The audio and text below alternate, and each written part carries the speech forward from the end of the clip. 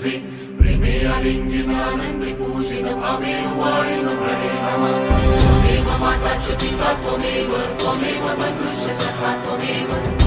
विद्या द्रव्यं त्वमेव सर्वं मम देवदेव कायेन वाचा मनसेन्द्रियेण वा बुद्ध्यात्मना वा प्रकृतिस्वभावात् करोमि यत्